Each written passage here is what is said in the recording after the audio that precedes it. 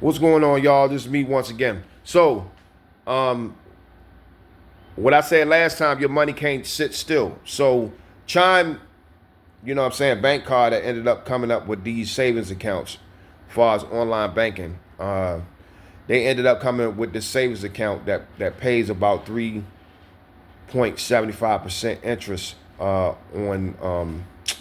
the actual savings account. And then it has the automatic roundup.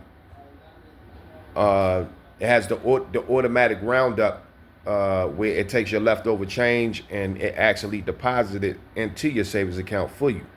Now, when I looked at it, I've been with Chime now for about maybe 4 or 5 years now, but I use that as one of my main spots on where I keep money at, right? So, okay, so now they got the joint where they, front you overdraft access money, just in case, or they spot you overdraft.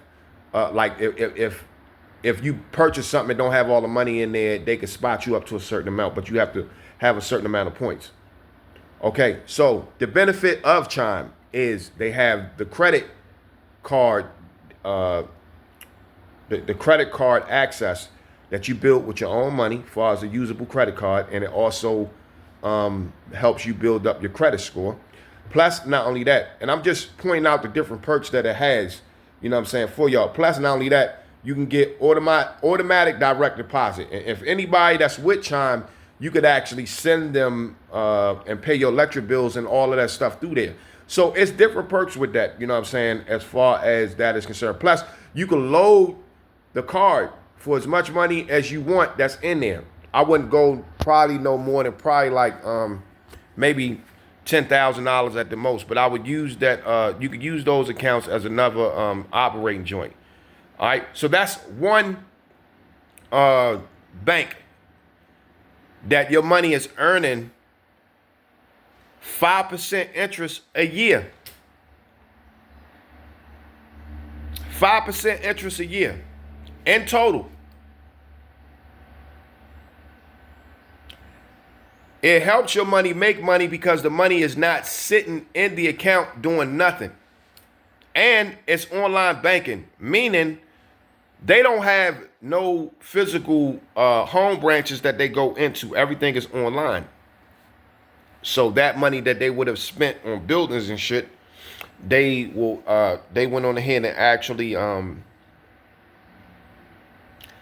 pay that money to their people, to their customers. So it's different things. We get paid dividends and all of that other stuff there. We get paid interest rates. You can go in the column and see how much you earn in interest on your money. 2, 3, 4, 5, 10, 25 cents, $1.10 of interest that's built on top of the money that you got going in there. So while your money is sitting into the savings account, that is also making money every year. All right, as we building that up. So each of these accounts that you build up, and that's just one. Okay, you got another one. You have the brokerage account. Far as the stocks is concerned, that automatically pays at least an actual 3%. Excuse me. So it pays an actual 3%. Just keeping your money in the brokerage account, that's also earning interest. Then you talking about the dividends and shit with your stocks, it's almost earning interest. So you get paid 4 different ways from stocks. All right. Which one is dividends, you get quarterly payments, and then you get appreciation over time as far as the stock raising in price. And then you also get whatever perks or fees or points or whatever that you have with that. It can arrange anything. But just by you sitting the money in there, that's for one you make money off of. Then you got the quarterly payments. Then you got the time appreciation.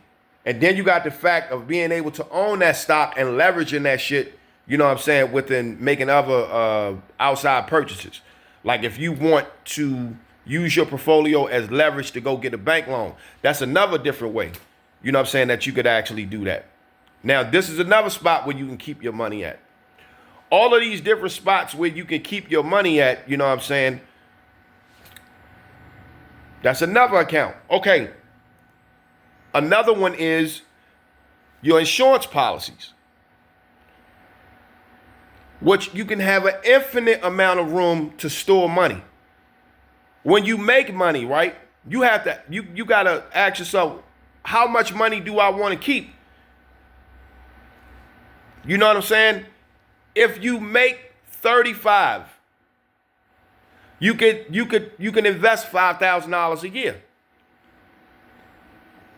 If you make 35,000, you can take 5,000 and build these accounts up with what I'm talking about a year. Just take the 5,000 out, or either break it down through the course of 12 months like you would break a car payment down. You understand what I'm saying? So if you could pay a car note $623 a month, and I'm just throwing the number out there, plus insurance, you could pay these accounts at a set price at $500 a month. That's how you have your money working for you. You have to assign every responsibility, you know what I'm saying, to each dollar, you know what I mean, on what you got going. It's going to come to a point where your bills, where you can get your bills on auto pay because it starts to snowball and take care of itself. That's the way that you get out of debt. That's the way that you beat inflation. The only reason why inflation is so high and the way to combat inflation, you know what I'm saying, is to look at the inflation and then make the investments, make sure that the amount of interest that you're getting on the investments match the number of inflation. Make sure that the amount of inflation you see matches the number and investments, and make that number of what you invest even more on the turnaround far as the interest. See, the interest is what beats out inflation. The interest is what beats out debt. Because if you bringing in a high-end interest number, trust me, you'll be able to beat out inflation.